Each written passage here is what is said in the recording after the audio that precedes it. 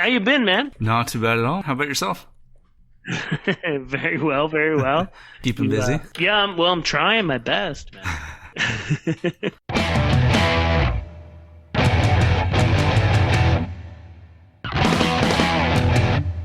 We're joined this time by Adam Mowery to talk about his latest album, Horseshoe Canyon, and his process for creating it. Of course, we take some time to reminisce of days gone by as well. And as always, we get to hear a few of his sweet tunes as well. So sit back, sip your poison, and enjoy the ride. I'm Kalen Capson, and this is the Pagan Plays Podcast.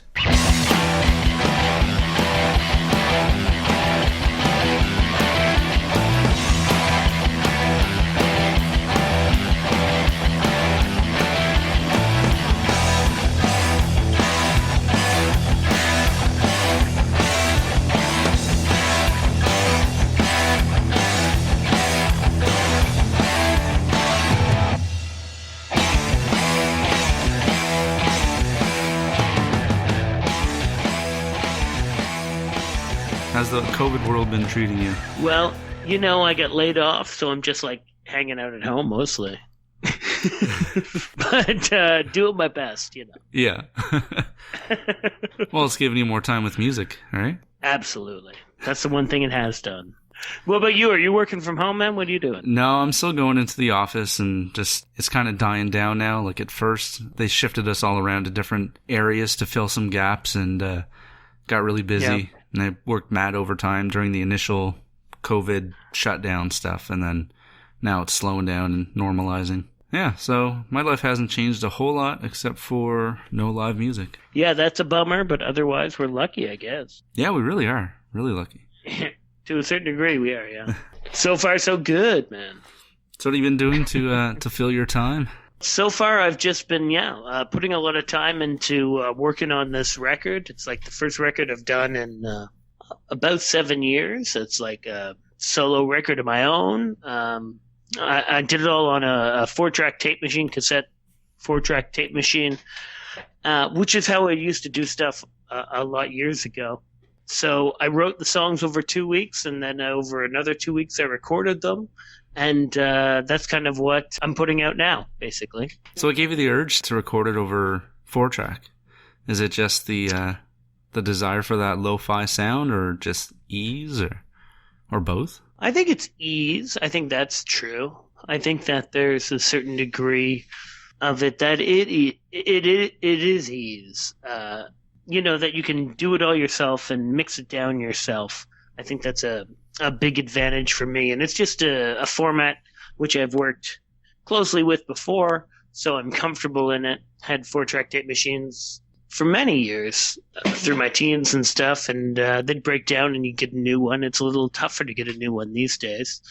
But yeah, absolutely. So I'm comfortable in that format, and I also like control. Yeah, I like to have the control of like what I'm doing and what I'm putting down. And pretty much these days I have no choice but to do that, because we weren't allowed to like have people over to the house and stuff like that. You couldn't really go into the studio there for a while. Not that I probably would have any, but you really couldn't even if you wanted to. That's true. So that's a tricky thing. But I'm happy with what we came out with, which I think is something that's like fairly listenable. Basically, it's a folk record. So I didn't do a lot of really experimental stuff on it. I kept it to acoustic instruments. There's a bit of synths on the overdubs and stuff like that. But I tried to do as much as I could myself. My friend Corey Isenor did acoustic guitars. He's a roommate of mine. So, had him on some of the tracks. But other than that, tried to do everything myself. And I'm happy with how it came out. Yeah, it's a fantastic album. I downloaded it last night. Yeah, last night. And I just had a bunch of stuff to do around the house. So I've just literally 3 times in a row just listened to it. It was awesome. Thoroughly enjoyed thank you very much. Totally. I thank you so much for checking it out. And yeah, I think it's like a short little record. It's not a big boy. You can like have it in the same amount of time you'd watch a sitcom or something. It's like 25, 26 minutes, something like that. Right. And I would say this time I actively tried to not make obnoxious sounds and try to make songs that sound nice. And that is my gift to you, the listener at home. I'm a fan of the fact that it was recorded on a 4-track, and I'm a fan of the fact that it gives it that lo-fi-ness, which I know that is a sound you thoroughly enjoy, at least historically anyway. And it just comes across so well. Well, thank you. I think another thing I was talking about with a friend of mine, I can't remember who it was, but a little while ago, about, you can kind of, with a 4-track, you can kind of hide in the shadows a bit. There's a lot of peripheral noise and other things that are picked up. And I do a lot of overdubs. By the time you hear the bass line that's on the record, I probably did 65 or 70 takes to try to get that bass line from the start and get it right. And I think you can hear, it's almost like a ghostly noise in the 4-track. It just covers up imperfections in fun ways, and that's what's fun to play with tape, because there's no way to actually predict what it's going to do. You could have a warped tape that even if you want it to do something, it's just never going to do that. You're playing with infinite possibilities with cassettes. Maybe it was too humid that day and the machine was a little dirty, and so it ran and dragged in a certain way. Or maybe, there's just, maybe you didn't have time set correctly on the pitch, so it's faster than it should have been on another machine. There's infinite possibilities. So to try to find that little sweet spot is a lot of fun. Yeah, those are all factors I hadn't really considered, but are totally true now, I think, because I used to have a 4-track when I was in university, or I borrowed a 4-track from Buddy Graham. Yeah, I remember all those little foibles and hiccups that would surprise you sometimes, and like you said, it would drag sometimes, or the tape would be a little screwy, and it would kind of add. Yeah, maybe, sometimes the tape just started off messed up to begin with. It was never good anyway. Right. It's almost like, I was talking this with my buddy Corey the other day, there used to be a thing we'd say about batteries, you'd buy batteries. Maybe you had a Discman or a Walkman, you need double A's. That's cool. Everyone needs a double A once in a while. But there used to be an old thing people would say, with batteries, one in the pack is probably bad. We would never accept that with any other product ever. Yeah, that's true. But we used to accept that. Sometimes batteries just suck. But so you never know what you're going to get with cassette. In my other band, Papal Visit, I worked with my friend Pierre, and we did a lot of this. I think it was a 1/4-inch tape machine. We had a big board going, but we do so many takes, and just due to the fact that maybe the tape was shitty, it would just be a bummer and not able to use it, and just the worst, And so tape is, if you're using tape, you don't know what's going to happen. There is some percentage of unknowable consequence. It might go one way or the other. Right, yeah. Do you remember in high school, Caleb? We went to high school together, of course, and I remember playing with you. We were getting ready for a talent show, and I believe the song we were playing was Weezer's Tired of Sex from Victor. I do remember that. What a banger. It was. Those were the days. And we rehearsed in Mr., I believe, English class, or who was that? Mr. That's a good question. I might have messed that up, but either way, we definitely rehearsed together with that song, and I did my best bass duties I possibly could. You rocked it. You saved the show, I'm sure. As if we did a show. But no, thanks for listening to it, man. I appreciate that. I appreciate you checking it out, and thanks for helping me get the word out here. Oh, yeah, no problem. So you recorded it over 2 weeks. Let's start with the process of songwriting. Okay. What's your first step? If you're sitting down, do you just pop down some lyrics on the paper, or do you start with a melody and you kind of work from there, or does it shift on you? I'd say for good songs, the melody and the verse, the words, or at least the sounds are already connected. If you're really lucky, you can kind of sit down and say, oh, hey, I hear this melody, and here's this vibe I'm trying to get. And it works out. I hadn't sat down and written a song from beginning to end in quite a little while. So for me, it was more, I don't know, I'm just going to see what I get at the end of the day. I'm going to go downstairs, I'm going to write, and I'm going to see what I've got at the end of the day. So it was a little more direct for what I was doing this time, but it's not always that way. In fact, it's not usually that way. I just said to myself I was going to write a certain amount of songs in a certain amount of days, and I made that over 2 weeks. I wrote the 8 songs. I wrote a couple more, but they weren't as good, so they didn't make it. And it was sort of an art project where I had all this time on my hands. Once the songs were written, then you jump onto the 4-track. Do you lay down like a scratch track just to get the idea out of your head and get it down recorded, and then go back over it to kind of fill it out? No, not this time I didn't. You know what I did this time is it's so easy to record with my phone. My little, whatever it is, Android phone. It's so easy to do demos. So this time I did because I used to record all my demos and kind of go through them, and then after there were demos, you'd do another version, and that'd be the finished track. So what I did for this record was I demoed everything on my phone. I set up like a couple hours a day down in the basement. I had a desk set up down there, a little lamp, some posters on the wall, and I said to myself, I'm going to go down there every day like a job and work and write the thing. And so I did 2 weeks of that and came out with 8 songs I was happy with. But basically the idea is that I'd sit down at a desk for about 2 weeks, write the songs, and then have another 2 weeks once I had the 4-track in my possession to kind of record the songs. And that way I could do it all pretty quickly, no fuss, no muss. So you laid down most of the tracks and then just sort of, fill them out. And then your roommate, you said, played a little guitar on a few of the tracks? Corey Isenor? Yeah, that's totally true. So basically he played on the bed tracks of a few of the songs. The bed tracks I'm talking about, like the first ones you lay down. So we'd set up a mic and learn a song together, and that way we could just play it through with 2 acoustic guitars kind of thing. And then I'd add on to that, bass and organ and stuff like that. I didn't add any electric guitars this time. Mm-hmm. But he joined me, I think, on 4 or 5. I can't remember which of the 8 songs. I just like when songs are like a little bit based in a performance. So if there's a performance of 2 people playing guitar together, you kind of get it on tape, and then once you have that on tape, you can kind of lay over your vocal, lay over your bass, whatever you got. But you want an initial pretty good energy, I don't ever do anything to click. I don't ever slip into this thing where it's like a regimented. I try to always base whatever I begin with in some kind of performance. Right, yeah. You know what I mean?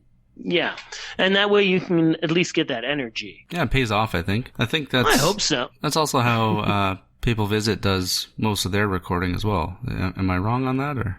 No, that's correct. I'd say like they do Pierre and the lads back there do all the music, and then they send it to me, and I do my thing, and then maybe they add more music. But definitely it starts out with an initial energy that's, a full band playing. And you can build off that energy more than you could just, I don't know, I guess a click track. I don't use a click, but I know tons of people do, and that's like the way things are done. But we really try to keep it pretty raw, and sometimes that bites us in the ass a little bit. Like sometimes we're trying to line up things that don't line up, because a lot of what People Visit does is like pen pal style rock and roll recordings where we're sending files to each other. Maybe something doesn't record quite at the same speed, and it's something you don't really consider. Maybe something doesn't record quite at the same speed as the playback speed with the program you're using, and there's a million things that could kind of happen.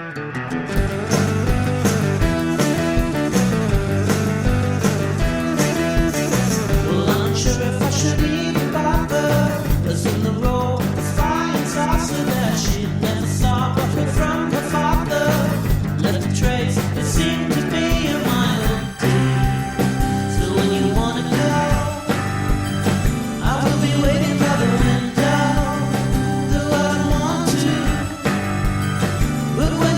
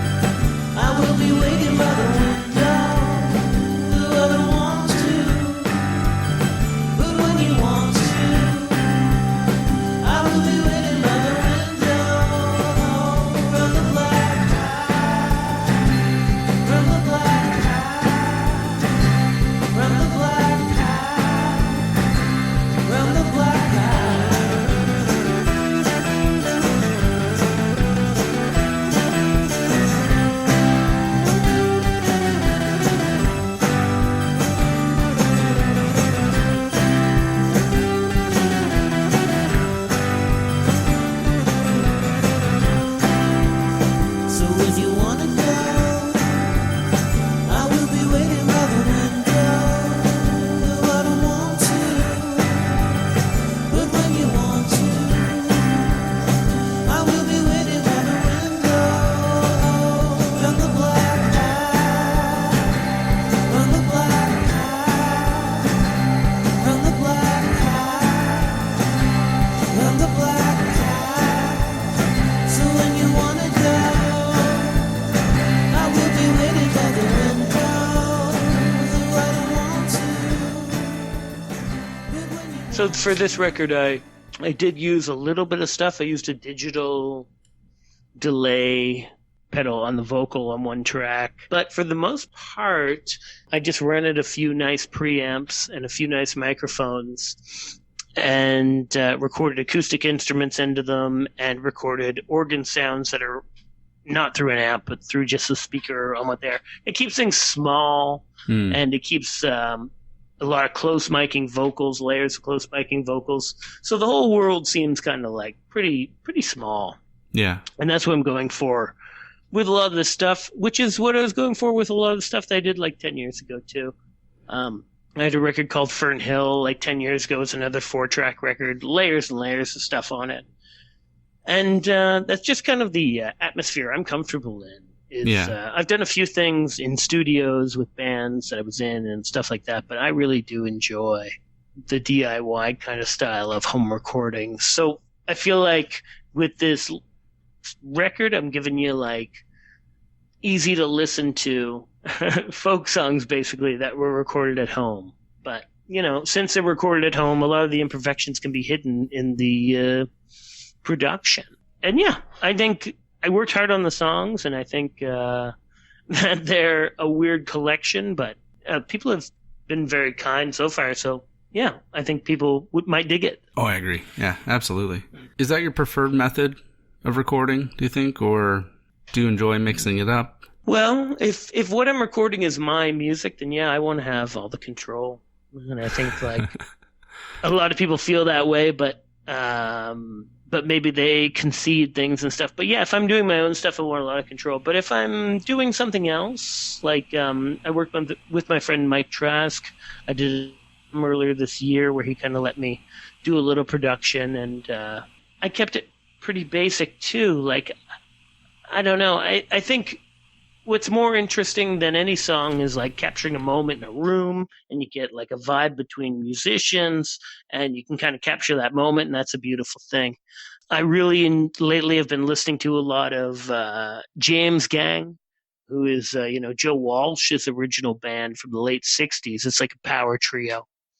And I really enjoy those recordings, and they sound like they're all live off the floor to my ear. You know what I mean? Like, it sounds like everything is the energy of live off the floor. I think that's something cool about 4-track recording that like happened during the original first wave of punk rock music, is like people were just recording what energy they had in front of them. And I think that's the same kind of thing that went into Little Richard, people capturing that on tape. There's something about like a crazy performance that you just have to have on tape. You got to capture it. And the best lo-fi recordings have that element too. If they're like Alan Lomax blues recordings on some dude's like front porch, or if they're like bedroom recordings by John Lennon or whatever, like there's some kind of intimacy that lends to the 4-track and to the tape machine and to that hiss. And I can't explain it, but that's what happens.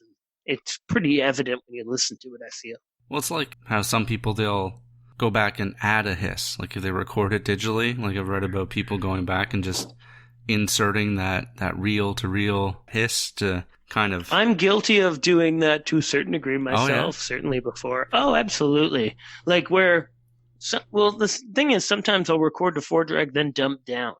And it's hard to find something good to dump the tracks down to. So often you find your digital, and then you're going digital back to 4-track. It's not exactly what you're saying, but it's like, to a certain degree, I've had to do that before. You know, I wish I had a beauty studio and didn't have to, but occasionally it happens. It's permissible. Yeah, you know, if people can really tell on the recording, I guess it's a problem. But yeah, no, it's like there is something there that does something, and I think it's almost just nostalgia for people of mine and yours generation, if anything. You know what I mean? That maybe that's what it does. It Yeah, just you could like be right. creates something familiar to like what me and you and honestly millions of people before the record industry collapsed. Millions and millions of people bought records, and millions of people listened to the same records before the collapse of the industry in the late '90s, early aughts. There, so like it's hard to imagine how many people bought Bon Jovi records. It's hard to imagine how many people bought Dire Straits records. Yeah, that's Like true. we're talking about hundreds of millions of people buying the same recording and all listening to it at the same time. That's like a miracle of mass communication. It's a bonkers thing. I think it's easier for people to do that now, though. Like, I think maybe the Right. medium, the medium's different. It's more digital, more digitized, which also probably means a lot more of the recordings are digital and digitized. But I think that's easier now for, a million people to get their hands on a copy of something and listening to it at the same time, kind of. I think you're than right. ever before. It's in a different way, different medium, but Yeah. I I think you're it's- right. I think it is easier, but here's what's different is that the amount of sources for that content. Whereas when we were growing up, I wanted to watch Beavis and Butthead. I'd have to watch Much Music, find it online. We see it at YTV at 2 a.m. There's only like two or three Yeah. ways to see Beavis and Butthead. But then as the time goes on, there's a million ways to see it. You can go onto whatever torrent site you want. You can go to whatever streaming site you want, whatever putlock or open load thing you want to do. You can find it. I think now more than ever, there's a million platforms. There's so much content. But what isn't there anymore is the few ways that you could see that shit. You know what I mean? I'm trying to think, like, do you remember you had like cable as a kid, Caitlin? You had like my maybe grandparents Much did. Music as a kid? Oh, yeah. Your grandparents did? Yeah. So do you remember when it used to be like for a day, Much Music would show only like comedy videos? I do. They do a thing. Yeah, remember that? And it would be like fish heads, roly poly fish heads by Burns and Burns. Yeah. And it'd be in the counties by Billy Connolly. And it'd be all this kind of stuff, and you'd only see it. And there was a tremendous amount of Canadian stuff. There was like Radio Free, Vestibule, Corky and the Juice Pigs, all these like Canadian acts who had videos and stuff like that. And the only time you could see it would be like one day a year. Much Music would show the humorous videos, but That's like true. you can see all that shit anytime you want. It's all on YouTube. You know what I mean? Like now there's just a million ways to see different shit. I guess Right. What I'm saying. Yeah, no, Yeah. That's very true. We'd have to go buy just difference- buy the record or buy the cassette or buy the tape. Now there's, like you said, a million different ways you can listen to even your album. There's, a handful of ways that I can listen to it if I want and go to Bandcamp, go to Spotify and whatever. Right. And that's when back in the day there was one way, and that's why it was coveted. There was one way to get your video on MTV. There was one way to get your CD in the store, really. Like there were indie labels, obviously, through the 80s and 90s, but our focus was much more concentrated on one or two outlets of that expression, whereas now there's a million outlets for that expression. And we are all fighting over a little piece of it. It's a funny development. Yeah. Well, for better or worse, that's absolutely true. But I'm still happy to put out something and try to get it to reach people. And I've been happy with this one to see that it still does reach people that it used to reach years ago. I'll say one thing about like the audience that I have in St. John and in New Brunswick and in the Maritimes general is they're not a fickle audience. Like they will stick with me no matter what I put out. They will supportive, and that's a very lucky thing. Yeah, no, that's very true. I wonder if I don't know. I guess I haven't experienced a lot of local bands from other places in their own environment. You know what I mean? So I'm curious if that's sort of like a maritime colloquialism, or is that everywhere? Is that how everybody covets their local artists? Do they feel the same way as we do? I think they do, and I think it's sweet, but I also think sometimes it's folly. I think sometimes it's I'm a grump, so I've always felt that, sports and root for the home team, a world for the arts. It's nice to root for people who are from the place you're from, if you really believe they're doing a great thing. But I really want to know that they're doing a great thing, that they're doing really good work. Right. And that's not to bash the people who are from wherever I'm from or wherever they're in the Maritimes. But I think you can really be a positive Pete out there and do pretty well yourself, you know what I mean? Like, if you're a really sweet dude, if you're a nice guy, then we've got a very inviting atmosphere. Not all of us want to be part of that system, but I think we have a very inviting atmosphere. I don't remember what you asked, but that's where I ended up. You kind of got the answer. Just because it's local doesn't make it good. Not always. Like, I mean, obviously we love to watch our friends and stuff, but there is local stuff that is good. Oh yeah. I think when we turn a blind eye to quality, then we kind of do a disservice to the community we're from, maybe. Now, and like, I lived in St. John for years and years and years, so I still connect totally with that scene. Whether or not it does with me, I don't know. But I totally do connect with it still, I feel like. And I feel like the people who have come up from it and played shows are the exact people I would have suspected. And that working with them makes me feel a little closer to home, you know what I mean? Do you have any plans to do any more writing in the near future or working on any other projects? Or are you just going to sort of take things as they come right now? Well, right now I'm working on like a video project kind of thing, like a little maybe series of videos that are like taped at home and performances and stuff like that. So I'm doing that this week and next week. We've got a little schedule. We're trying to film stuff and put it out on, I think, Instagram television, like Instagram TV. So that's what I'm working on this week. And yeah, I'm constantly working on music with Papal Visit. We have another single coming out, I believe, at the beginning of August, and we've got a full record of 25 songs done. It's just hard to put out and promote right now. Right. Yeah. So I don't know what we're going to do with that. We've talked about it a bit, but we're going to have to decide to do something with it. So I don't know. Like I say, we've got another single at least to put out, a new single and a new beat come out in September. We've already put out 2 singles this summer. And I'm really happy with the music we've been working on. So we're going to keep working on that. As for myself, I'm going to do some videos, and I've got a very good 4-track in my possession right now. I've got about 50 tapes of stuff I've recorded between now and like 1998. So I might like make a little record of just like old and new and all kinds of nutty stuff. That'd be really cool. Yeah, I'm a sucker for the medium. I'm a sucker for the 4-track sound. And some of these tapes I did when I was, like the first tape I put out was in 2000. But that wasn't the first time I've messed around with a 4-track. So I have some tapes from back in like 1998 and 1999 that are pretty funny. And, even if I just put out a little bit of that. So I don't know. I'm kind of playing with the idea of going into the archive. I've got a whole bunch of stuff that isn't available on Spotify and all the mediums yet, and I would like to be.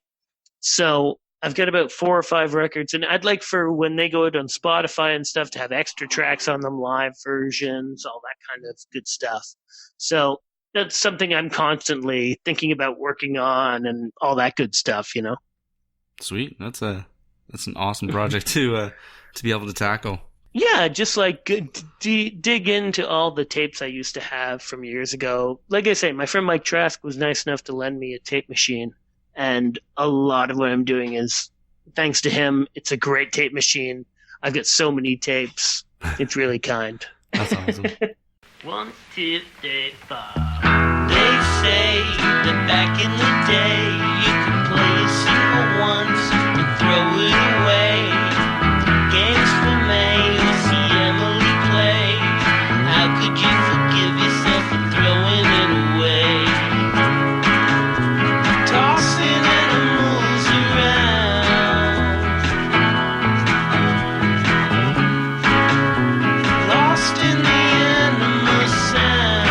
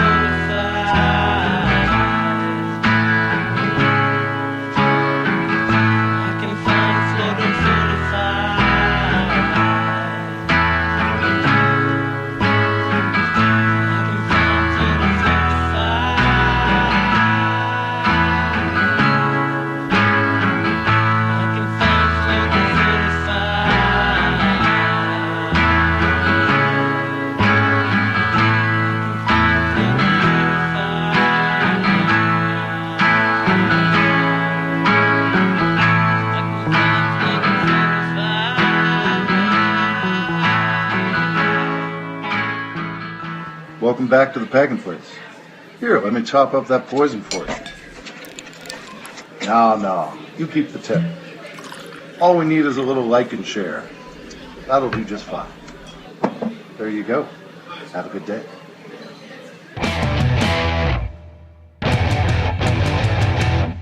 Have you seen any of the Neil Young stuff? Are you a Neil Young fan at all? Is that your jam? I am a Neil Young fan. I haven't, though. I haven't watched... I should be watching more than I have, but I just haven't had a lot of time to really sit down and indulge. He put out a few interesting videos that are just him playing songs in 4 or 5 locations around his house, and I think he's in Montana. You get a lot of the mountains in the back. You get him playing for the chickens in the chicken coop. It's a really fun video series. So my shows that I'm working on right now, I'm working on 3 little episodes of like Instagram TV shows. Okay, so what I'm doing is I'm trying to get a good program going, and hopefully my timeline says the end of next week I'll have something. I'll even write it down. Do you have a favorite track off the latest album? I think that the most important track is the 3rd track, which is like a 5 or 6 minute song called Risk Factors. I think that's like the heart, Risk Factor rather, I suppose. But that's like the heart of the record to me. I thought a lot about, there's a band I really like from the early 90s called Beat Happening, and they were on K Records out of Olympia, Washington. And they had a record I really loved called You Turn Me On from 1993 or 4. I can't remember. I think 1994. But, and they had one long track in the middle. And it was just the heart of the record. There was only like 8 or 9 songs on the record, but the middle one was like 6 minutes. It was like the heart of it. And so I was kind of thinking about that when I did that song, Risk Factor. It's a pretty straightforward type of song, but it's got some fun 4-track, I won't call it wizardry, just some like speeding up and slowing down and some weirdness going on there. So to me, that's a good song to me. Yeah. I also think there's a second song which is called The Girl with No Tattoo, which I wrote as kind of just a catchy kind of song, you know what I mean? And yeah, there's a couple of those kind of songs on there. So I don't know. Pick your favorite, I suppose. But 2 and 3 are maybe, to me, the most important track. Interesting. So when it comes to kind of laying out the order of songs, do you have like a tactic there, or is it just sort of as you recorded them? Is there a particular flow that you kind of try to get when you're putting the order of the tracks out? Absolutely. Like, when I started writing the songs, the first song you write is not the first song on the record. Right. But it helps you get a good idea of what directions the record are going. So I can't quite remember. I think the first songs I wrote were Risk Factor and Floyd on 45, songs 3 and 4. And then I was like, I have to write a beginning. So I wrote the first track, which kind of sounds like the first track on a lot of my records. And the second track, which to me should be like the catchy one. So it's very fill in the blanks. Yeah. And I write down everything, and I write down all the lyrics, and I write down all the chords, and I write down the order. And I'm kind of like ADD when it comes to lists. So I make a lot of lists until I refine it down to a thing that I think makes sense, basically. Right, yeah. Yeah. Not that I've really ever pieced together, an album of my own music, but it takes me back, now that I think about it, to the art of the mixtape. Like you want a good flow on the mixtape that you're making to give to somebody, and you kind of plot out how the song should go and where the crescendo of the album is, or and then my friend talking about right now is biblical. It's fucking biblical. It's fucking in Revelations, motherfucker. Do you understand? Like, this is the shit that fuels what I do. How good is it to make a mixtape? To give a little, to take a little, I know when I was 15 and High Fidelity came out, it blew my mind. I know it's problematic choice, problematic favorite probably now. But goddamn, yeah, it spoke to me exactly that way, because you have... Here's a fun thing I have coming up, actually, is I made a little mix of stuff that kind of inspired Horseshoe Canyon. I'm going to put on Spotify. It's like a personal playlist where I pick a whole bunch of different songs, and I've got songs by some maritime artists like Mike Trask and Julie Doiron, and I've got some other tracks by like slightly bigger people. But anyway, I enjoyed putting it together, and I really enjoy picking out songs that make me, I don't know, feel a certain vibe of a certain time, that sort of thing.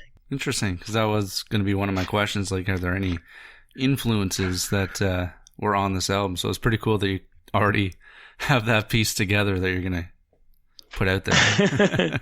Yeah, and I do have a lot of influences. When I was a teenager, you know, even like I've known you for a long time. Even back in high school, I was listening to Bill Callahan, and that had a huge impact on me. Just like these finger-picking styles and stuff like that. And Julie Doiron, certainly Gord Downey, another guy. I'm trying to remember who's on my friend Mike Trask, Jane Blanchard, is all on that record, but they're all on that playlist I made.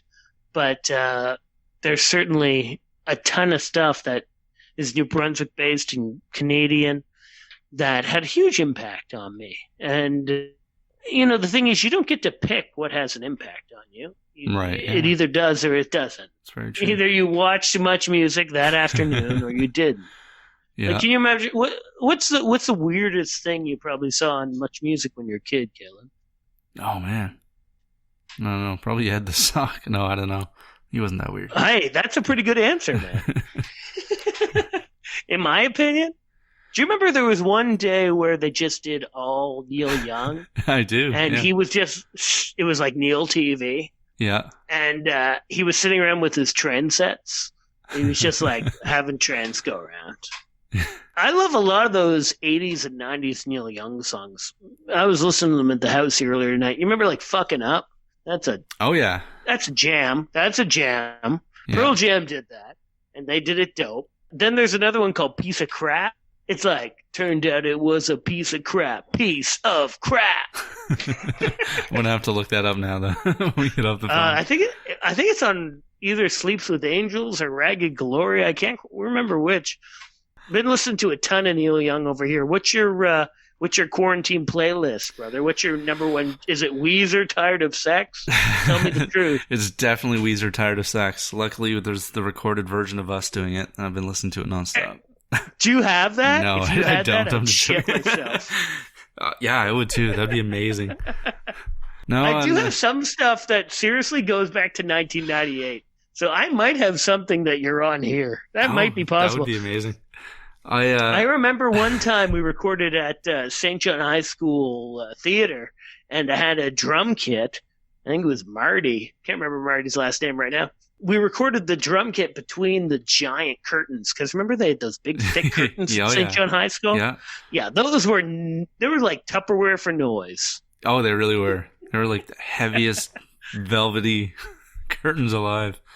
There was no sound getting out of there. It bounced right back. Yeah. But I might have even that here. Good God. Oh man. Yeah, I'd be curious to see what we could dig up on those old tapes. I do have a cassette from my junior high band somewhere. Just mostly of us jamming. Nothing really workable these days. And sure. Then I have another cassette from high school. Yeah, I think that's kicking around somewhere too. It is weird to go back and don't you feel like if 10 years had happened earlier, if 2003 was 1993, we wouldn't have any copy of the shit we probably did. Maybe we'd have more. But I feel like since it had to be special to get any recording of that stuff, if we have it now, it's like even more special, you know what I mean? Oh, yeah. We probably just would have been recorded over a boombox that had that option, which most of them didn't back then, I don't think. I don't think so. And it's just like weird to see like that is the trajectory of like our lifetime is the move from analog to digital. Mm-hmm. You know, like into digital from analog. Now almost the things that were analog seem prized to us in some degree. Yeah. That's true. If you had a video player and you had a VHS full of like Mystery Science Theater 3000 on, you'd be like, oh my God, this is like Mickey Mantle of baseball cards. This is bonkers. I remember a gig back in '06 when the streets were slick and the amps were heavy as bricks. The sewage leak above the front of stage with the bits and the shits falling on our gear like rain. Now I've never been one to complain, but it seems to me that we never really ever got paid. We'll never got paid. They'll never sit. They don't belong. You've never heard their song. They write the hits that no one understands. God bless the local bands. And I remember a kickback in '08. The first act the kids and we went on really late. The second act didn't even know their songs. They broke all the strings and they went on way too long. By the time we finally got our chance to play, they turned on the lights and they took our drinks away. They took the drinks away. They'll never fit. They don't belong. You've never heard their song. They write the hits that no one understands. God bless the local bands. God bless the local bands. God bless the local. God bless the local. God bless the local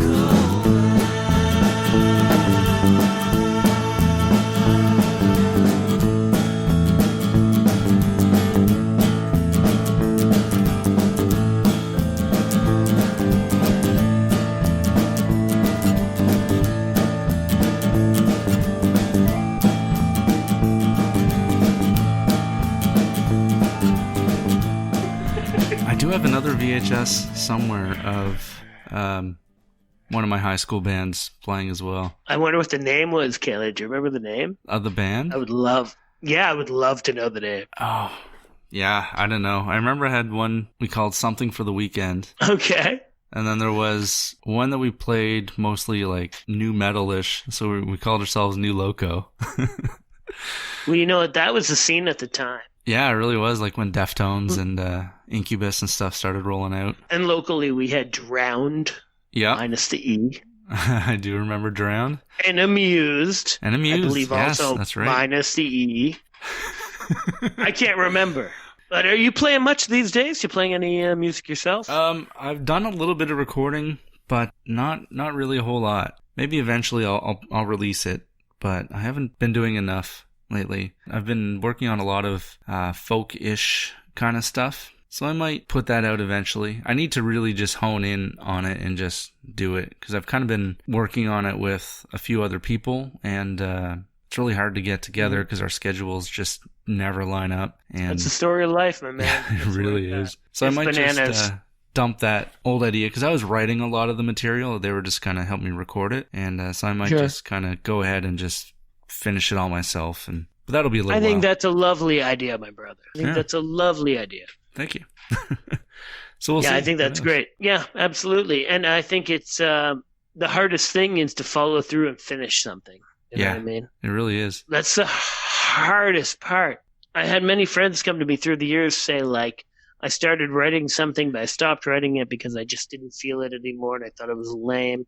The hardest part is finishing the job. And then once you're done it, you can move away from it. It's a better feeling than even writing it is. You know, it's just to get the fuck away from it. Yeah. No, I agree. To hear it, man. If you ever share it around, it's good to hear that you're still doing your thing, man. It reminds me of, I had Dumpster Cub on probably a year ago, or maybe a little bit longer than that. And Sure. they were given some really good advice one time, and that is, once you start doing a song, finish that song. No matter if you think it's going to be a piece of shit when you're done, doesn't matter. Once you start it, finish it. And then it's done. And then you have this thing that you can go back to and learn from, or at least learn from the experience of just recording it and getting it written beginning to end. Then, like you said, you can dump it and move away from it. Or Yeah. Let me tell you, that's 100% absolutely correct. That you have to do something to set the high watermark or the low watermark or whatever watermark it is that you can either decide to improve on or that you'll never match up to. It doesn't matter as long as it makes you think about it. And that's brilliant advice. I think that's exactly right, is that without content, there's no progress. And progress does not always look the way you think it will. You know, sometimes it takes years to tell what was progress and what wasn't. But if you stop, you'll never know. Right. So you got to keep at it.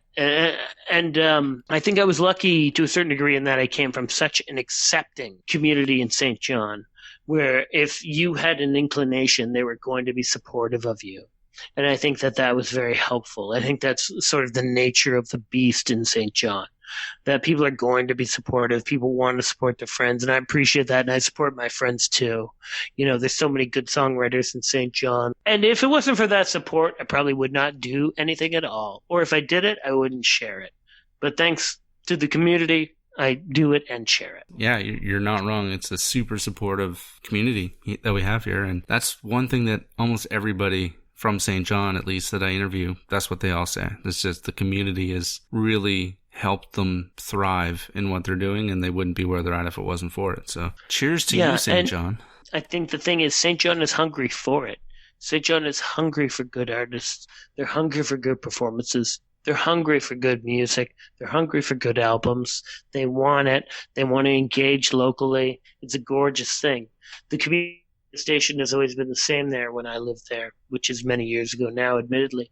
But it's always just supportive, pours back into itself. And I tend to think the same thing today. You know, there used to be, when we were younger, you and I, there was kind of a thing, I think, around St. John, similar to Halifax, which is like, oh, it's hard to break in with those people. And now they don't move at shows, and everyone stands still, and it's a little cliquey. You know what I mean? Cliquey used to be the word of the day. Mm-hmm. And I just don't think it's that way anymore. I think that good stuff does rise to the top. The quality does rise to the top. And we recognize when it does. And we recognize those people who maybe aren't into the same quality that most of us are. But St. John has an identity, and it recognizes the cream of the crop, you know? Yeah, no, I agree. Absolutely. But I appreciate it, man. Thanks for listening to the record. Totally thankful. Thank you so much. Oh, no problem. Honestly, anything that you've ever put out, I've had to check out, you know. You've been super kind to me, man. Well, you're super... there's a body of people from St. John, and, you know, I couldn't even name them all off. There's a lot of people from St. John that have just natural born talent. I don't know. Maybe it's something in the water here. I don't know. But I think it's that my dad was a clinical gambler, and I was raised drinking out of the Marsh Creek. I think it must have been something about like that. Oh, there you go. It's like some crazy mutation. No, I don't know. The thing is, St. John's big enough that someone should cover it. No one does. So God bless you for doing that. Well, thank you very much. You know, even when we were teenagers, Kalen, there'd be like Much East and Much West and Going Coastal, and these shows on Much Music that at least like show what's going on in the East Coast. But that's like erased. It's gone. Oh, yeah. Is there anything you wanted to throw out there maybe that we didn't talk about or didn't cover, or... I'll just say, you know, thanks to Corey Bonavie at Monopolized Records, thanks to my friend Corey Isenor, who played on the record, my friend Mike Trask, who lent me the 4-track tape recorder I use, my friend Mike Cameron, who gave me an image for the cover of the album, and many other people. But I could not have made my little record with good grace of my friends, so I thank them, and I thank you for... help me get my word out about it. I don't think I could stop you if I tried. Thanks again for coming on. I really appreciate you taking the time, and hopefully I'll see you when you're in the John. Yo, hey, that'd be cool, man. I hope to see a few people when I'm around, and I mean that. Bless you, brother. Yeah. Cheers.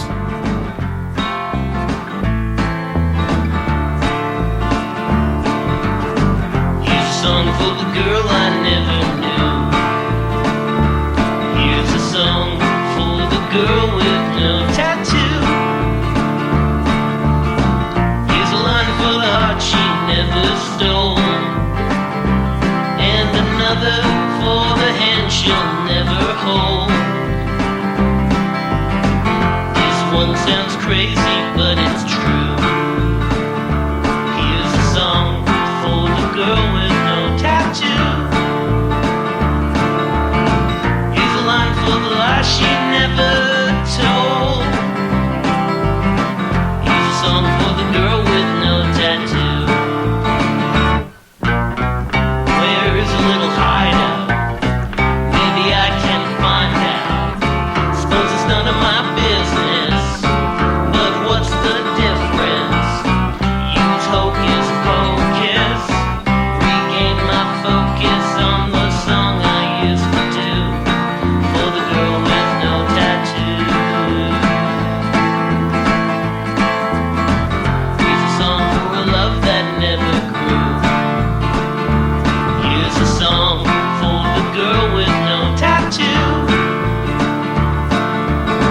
Here's a line for the spots we never visit, and another that somehow even less specific. This line is only passing through the song for the girl with no tattoo. This line didn't hurt too much now, did it? Here's a song for the girl with no tattoo. Where's she going without a tattoo showing? And how does one see them give them their freedom? Suppose they're all living on her clothes and singing that song I used to do for the girl with no tattoo. Here's a verse I'll send along in lieu of the verse for the girl with no tattoo. Here's a line that can barely scratch the surface, and another that will never fulfill its purpose. Seems the song may have gone a bit askew. Here's a song for the girl with no tattoo, and the line that'll finish every verse is, here's a song for the girl with no tattoo. This is Pam from Heartbreak Boutique, and you've been listening to the Pagan Place podcast.